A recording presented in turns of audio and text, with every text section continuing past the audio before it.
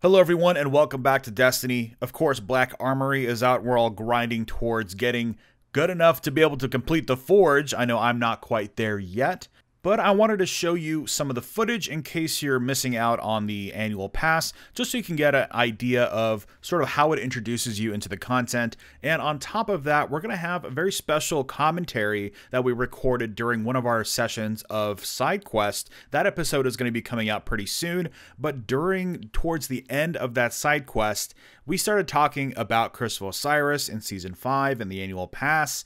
Caitlin, remember, has not played Destiny 2. We're doing our first playthrough right now where we're getting to the Curse of Osiris content, and of course she doesn't have any context of sort of quote-unquote what went down in year 1. So it ended up being a very interesting discussion, and I thought it might be interesting for you guys to listen to as well, see what your thoughts are, if you agree to it. If you're new to Destiny, maybe it'll shed some light into sort of what's going on with the game. So without further ado, here's a little special mini podcast about Destiny 2 between me and Caitlin. Enjoy! So, people were mad because Mars was small. Mercury, yeah. Mercury, whatever. Mm-hmm. The M planet was tiny. Yeah. The planet was tiny. That's all it is. Oh. Yeah, that is really teeny.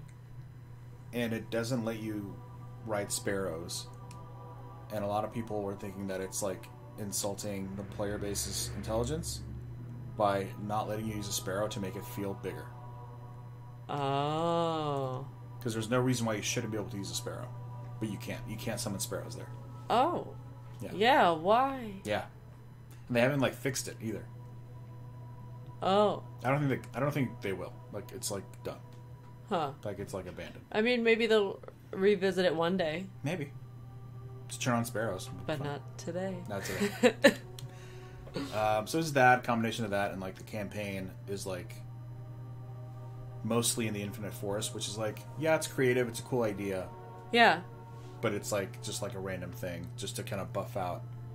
It yeah. gave the impression that it was just kind of padding out content.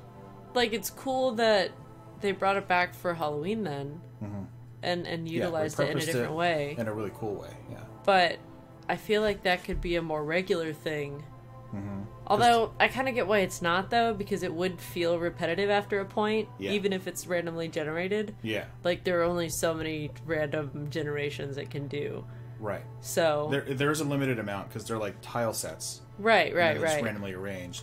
But the problem was, in the few missions that it does exist, mm-hmm. Where you go into the Infinite Forest, you just want to get to the end as fast as possible. So people just fly through, don't even touch a single enemy. Which is it's fine, it's whatever, you're speedrunning it. Yeah. To finish it.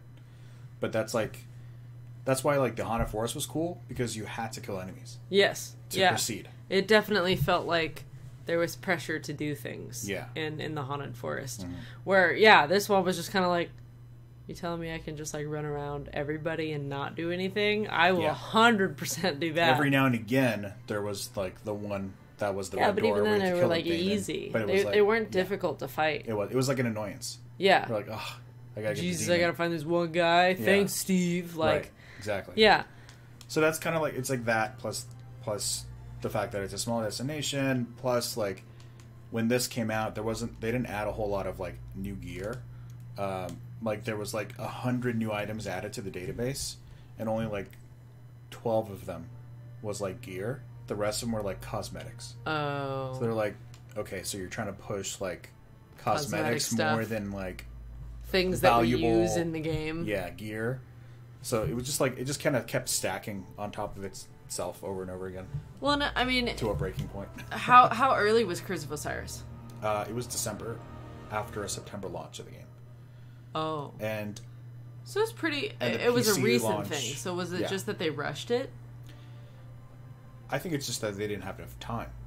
That's what I mean. Yeah, because I think they started development not even maybe around launch. Yeah, and it's just what they could do in 3 or 4 months or whatever. And this game, it launched. Wait, are you talking about this past September? No, launch September last year. Oh, okay. Yeah, 14 months ago. Wow. Okay. Well, because the game came out September 2017. Okay. And then this came out the following December. Kind of like how Black Armory is now coming out, like the December of after. Forsaken. Yeah. That's kind of the same. Oh wait, pattern. no, I'm thinking of something else. But yes. Yeah, but like like Black Armory, which is like the first DLC, quote unquote, is the same time frame. But it feels a lot better because they've learned their lessons, etc., etc. Right. But here it was like the launch version of Destiny 2 didn't really have an endgame. Like it had the raid, but that was about it, and there was nothing to really pursue past that. There were no quests or anything like that. Yeah. And then this came out, which was supposed to, you would think, supplement the endgame a little bit, and it kind of did. It brought like a mini raid they call a raid layer. It's not like a full-fledged raid, and then so it just kind of felt like we were always getting like a short end of the stick for everything that they added to this. Like nothing felt like a complete solid addition to the game.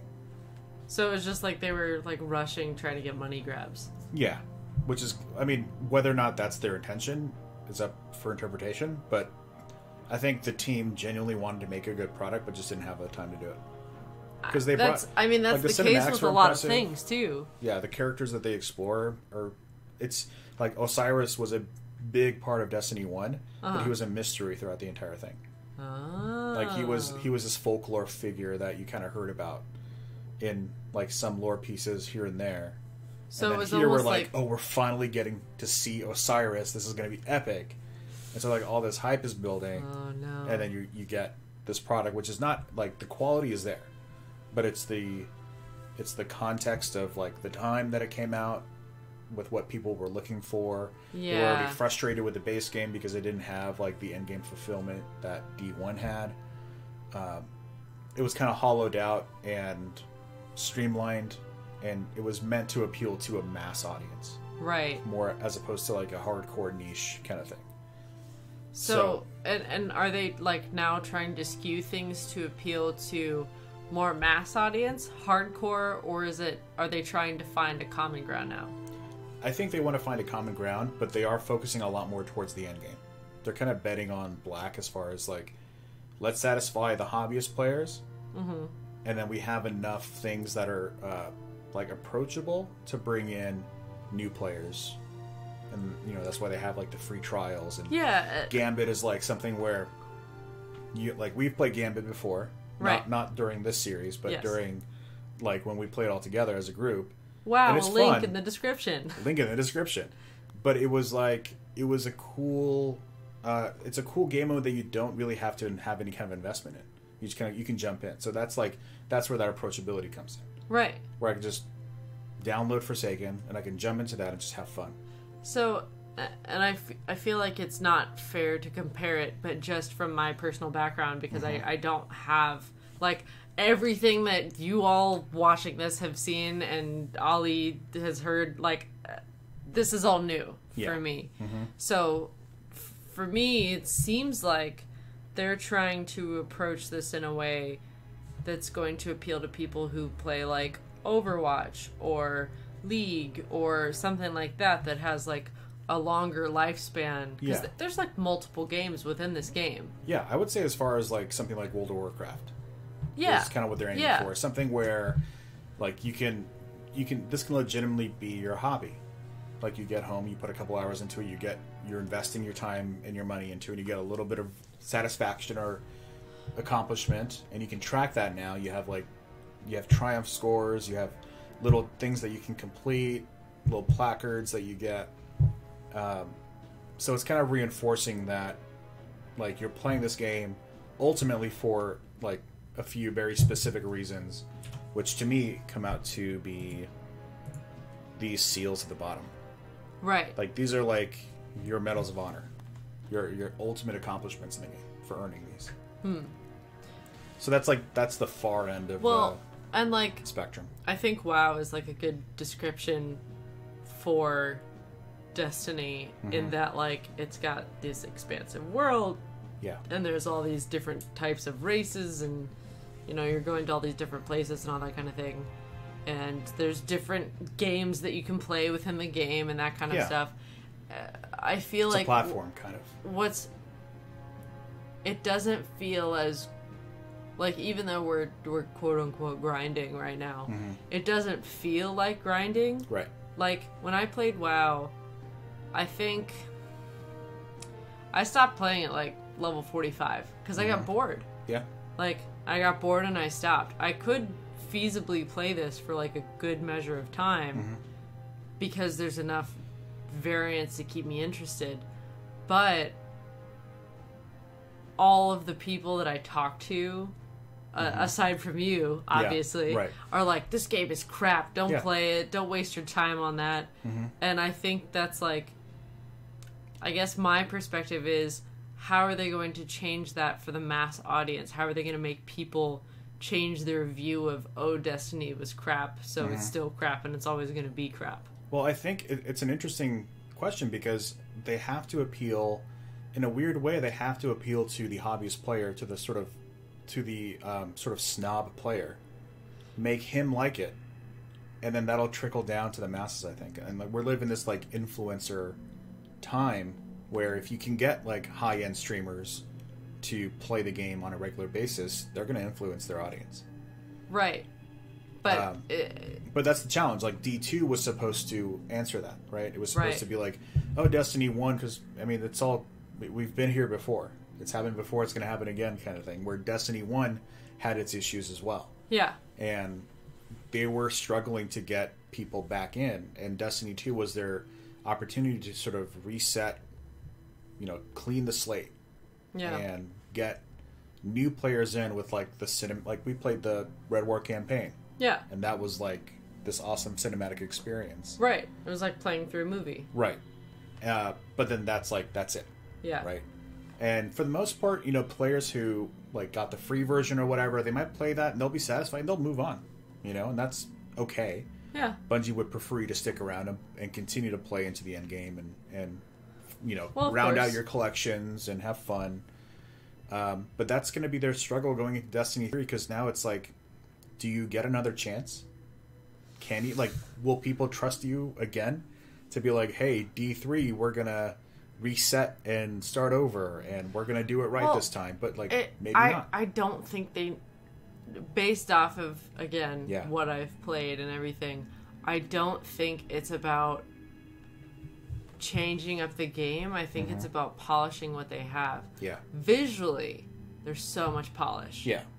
But in between, like, the mini games and the worlds and everything, things feel a little too fractured.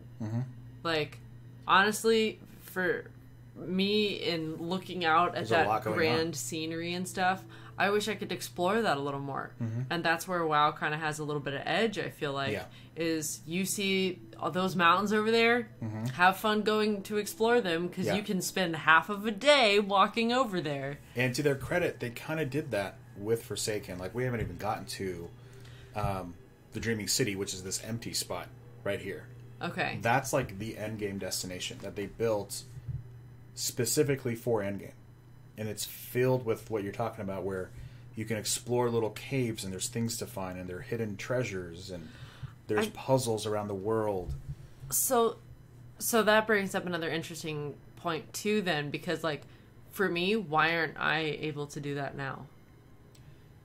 Why does that feel like it's behind a wall of having to complete everything to get to the part that I care about? Right. That's why they put in that free booster to get you to level 30, so that you're ready to play Forsaken. That's the point of it. Interesting. Yeah, it's like, don't worry. So it's that's like, their that didn't happen. insta-fix. Because it's not. It doesn't just boost you to level 30. It tells you, warning, this is going to complete the original campaign and the DLC campaigns, so you can't play through them. Wait. Yeah. Like, your other character that we made for the Haunted Forest can't play through the campaign. It's like it completed it for it. That's why you have access to the tower.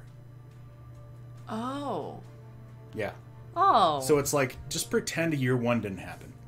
And let's go into the cool new stuff that you'll have a lot more fun with, we promise. I don't know how I feel about that. Well, that's why we're playing through it.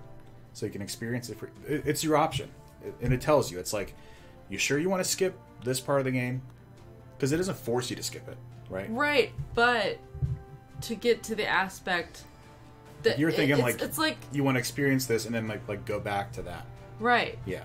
Like, I want, and it's I guess it's just more of like a balance aspect of like, this is the thing I want to be at, but I still want to play the game. Mm-hmm. I don't want my ability to play the game be wiped. Yeah. Well, that it's not all the game. It's just the year one stuff. Yeah. I know, but still. but it's still basically erasing that just Yeah. so I can get to an aspect that I like more. Mm-hmm. Like, so... And that's... And the more I play, I might understand it more. I'm just trying to view this as a person who's completely new to all of this right now. Yeah, it's the scar tissue left behind from them having to have such a dramatic shift into what this game is. Like, the new... Like, this $40 expansion and what they're doing with the new annual pass... Right. ...is very different than what they did before. Like, the annual pass stuff... It's not required to play. Like, there's no campaign in them. It's literally just adding like one activity and some gear to your experience. Oh. So if you are excited for like new stuff, you can go chase new weapons. There's a cool new activity you can do. There's new exotics, things like that. So if you're deep into the game, the annual pass makes sense to you. But if you're not super deep into the game, you're not going to notice the difference. Like, you'll still experience it. You'll still have fun. You'll still be able to, like, increase your... Like, it's going to 650, the maximum light. It was at 600. Holy shit, also. On Tuesday, it's going to 650. Oh. For everybody that has Forsaken. You don't have to have the annual pass. And that's different from what it used to be. Huh. So leveling is not behind a paywall anymore. Yeah. I now... So you're going to... And that's the difference between seasons and the annual pass. Like, the season... Like, Season 5 gives you a bunch of new stuff to do for free. Mm-hmm. Gives you a new level, gives you new weapons, new things around the world. The annual pass gets you, like, a couple extra layers if you're, like, a hobbyist player. Is what it comes down to. There's so much information here. Yeah. There's so much. Like, Forsaken I can't... is the platform. And, like, all you have... For the next... If the rumors are true, and if Destiny 3 comes out in 2020, then Forsaken, the $40 you spend, will keep you for 2 years. Wow. You won't need another... You won't need to spend a dime. If you want to have a new raid, if you want to have new activities, and, like, you just want new stuff, that's when you can be like, alright, fine, it's worth $30 to get the annual pass. I want more things to do. I've rounded out my collections. Now I'm ready for new content. Yeah, I like that. Totally makes sense. I guess I am probably akin to the general public. Yeah. And that, like, why'd I have to pay it all? You have explained all of this in full detail, and I'm experiencing it slowly but surely. But, like, if it wasn't for you and wanting to play through this because of how excited you are about it, I would not learn all of this information. Oh, yeah, you wouldn't. This would be so, like, it would be convoluted and confusing. You would have to click things until something happened. Like, literally. Oh. Because, like, what would you do?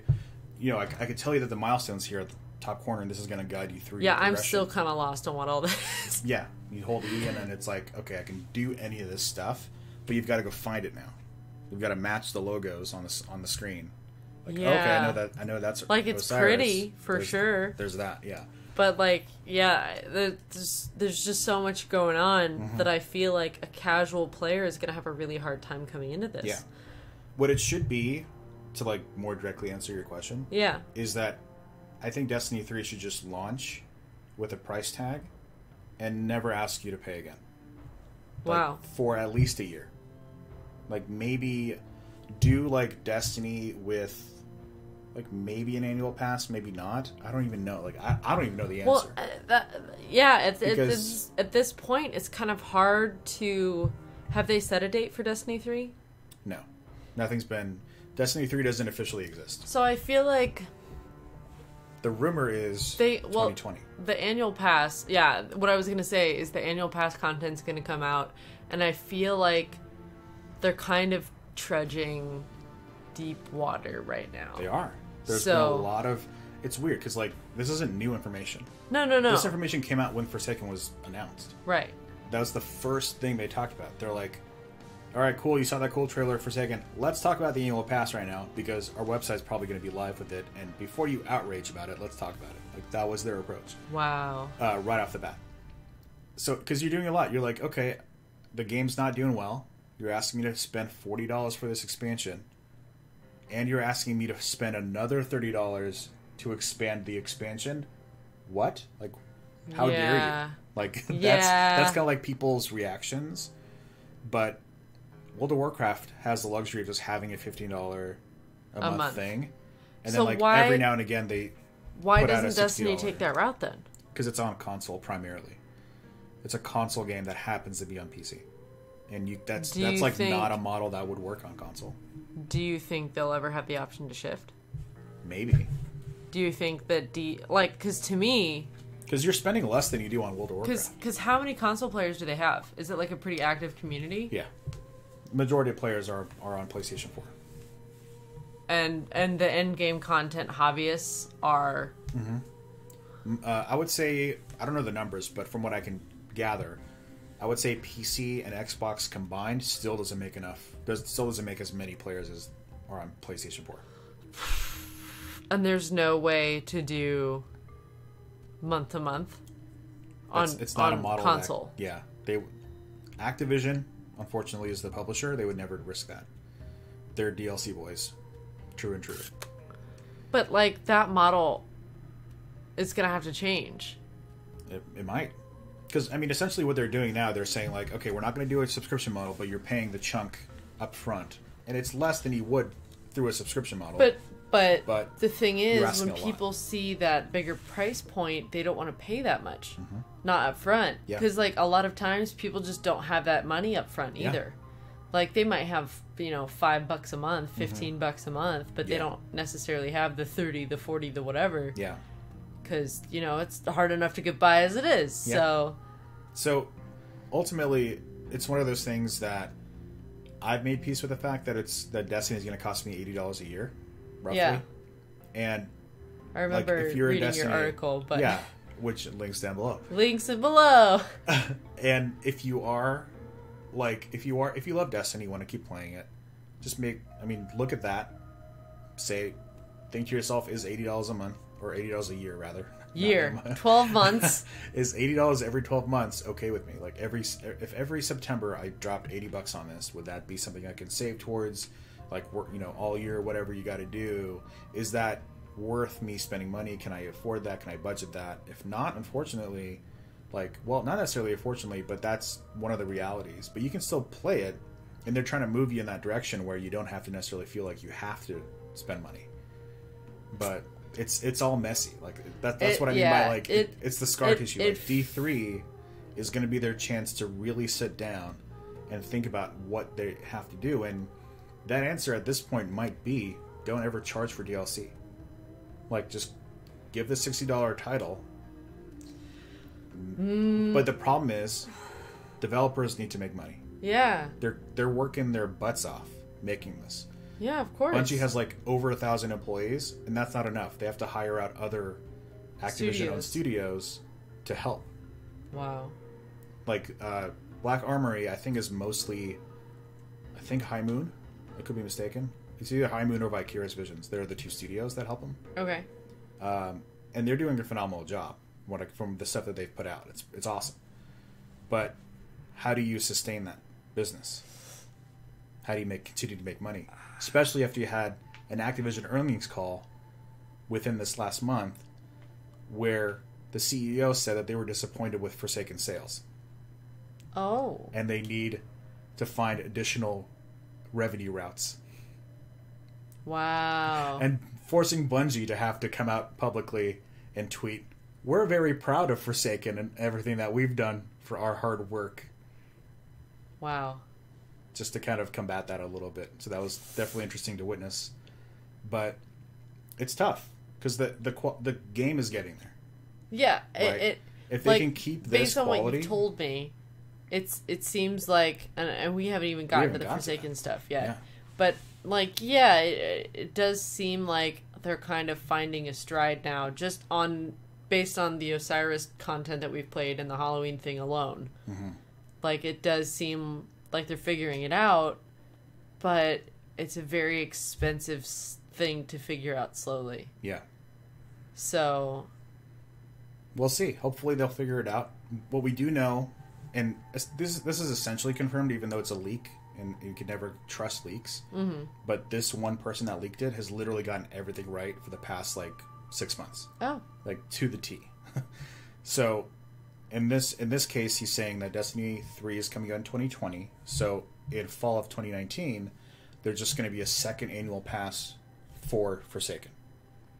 So, you spend $35 now, and then next September, you'll spend another $30, $35, whatever it ends up being, for another year's worth of content. That just stacks on top of Forsaken. okay. That makes sense? Kinda. Yes. So you spent $40 for Forsaken. That's right. The platform. Yes. If you want to keep getting the endgame stuff right now, or Tuesday, when Black Armory comes out, that's the beginning of the annual pass. Okay. So the annual pass is $35. It's 3 releases throughout the next year. So this is the first one. So for the next year, how much dollars would you have to spend? $30 or $35 if you didn't buy it. If you bundled it together, it's $30. If you're buying it separately right now, it's $35. If you had nothing. If you had nothing Destiny related, if you had nothing at all, and you wanted to get into this right now, how much would it cost? Do you have the free copy of Destiny 2 that was available on 2 platforms? Don't. No. Maybe. I think it's somewhere in the neighborhood of $60. $60. $60 to $70 for the game. think. Yeah. But if you get the expansion right now, it's $35 on its own. That's assuming you have Forsaken. Okay. So if you have Forsaken, $35 for the annual pass. It gets you a year's worth of content. This is the first one that's coming out with it. It's probably going to kick me out anyways. But this will take you... So this is winter, the first release. Spring is the second release. Summer is the third release for the annual pass. Okay. And that leads you back to September again. So we started with September for Forsaken. Right. Back to the next September. Okay. Typically you would think okay, there'll be another big expansion like Forsaken or something. No. They're just going to have a second annual pass that starts in September and then goes for the next year. Okay. So it'll be 3 more releases, presumably. I think I'm starting to understand. Yeah. It's still... So it's 3 little DLCs that are going to come throughout the year. It's still very confusingly layered. Yeah. For how other games function. Mm-hmm. I feel like they have their own little ecosystem. Yeah. And it's caught in that weird space where it's kind of like this weird MMO FPS thing. Yeah. That would benefit greatly from a subscription model instead. Yeah. Yeah. 100%. Because you wouldn't be confusing anybody. Yeah. You would be keeping the whole community together. Everyone's along for the ride. Everyone's content complete. You don't have to worry about not having a certain thing. And you can just play the game and not worry about the politics. Yeah. Or when a new product of Destiny 2 is announced, just get the thing that costs the most, which is the $80 version, and you don't have to think about it again. That's what I did. Yeah. Yeah, that's what you have to do. Is that all the time for right now? If you're starting from absolute scratch, $80? Absolute scratch, I think. I have to look up the numbers, but you need the base copy of Destiny 2, you need Forsaken, and then you need the annual pass. You don't need the annual pass, but you can get the annual pass. Because what I bought didn't have the annual pass. Yeah, so you don't. I don't have it either. I think I paid $80 and I got the game. I got Destiny 2 and Forsaken. Mm-hmm. I have it on PlayStation, but not here. Right. Because I'm nowhere near needing it. Right. Right. Which is nice. It's a good feeling to not have to need it. Well, yeah. Because there's only a couple things that are super high. You'll need to be 6'10" to enjoy it. Oh my god. Yeah. So we have a long ways to go. But you need the base copy of Destiny 2, which was free on PC and PlayStation. Hopefully you guys got it when you had the chance. Yeah. Aside from that, you just need Forsaken, which is $40, which is, I think it's actually $30 on sale right now. Well, and even then, This is landing in December, so there's probably going to be another free weekend. There probably will be. Probably the last 2 weeks of the year, I could see them doing another deal. Yeah, they'll have another deal coming up. So hopefully for Xbox, because keep your eyes peeled for that if you are wanting to try this game out. Yeah. I mean, it's fun. I'm intrigued. I like it. Yeah. I just... It doesn't feel cohesive enough yet. Yeah. And the more I play, the more I might feel that it's a little more cohesive. Mm-hmm. But there's a lot to take in, especially if you're coming in a year like later. Yeah. Yes. When this map only had 4 planets on it, that was a lot different. Yes. You know? Now there's a lot more. Now there's a lot more things. And more things coming. And I'm like, what is this? What are these? What are those? What are those? But anyways, thanks for listening to our little extended thoughts. Yeah, this ended up being kind of like a podcast. It's like a little talk. mini podcast. So you'll probably receive it as a mini podcast. Pretty much. Yeah, I that makes sense. Yeah.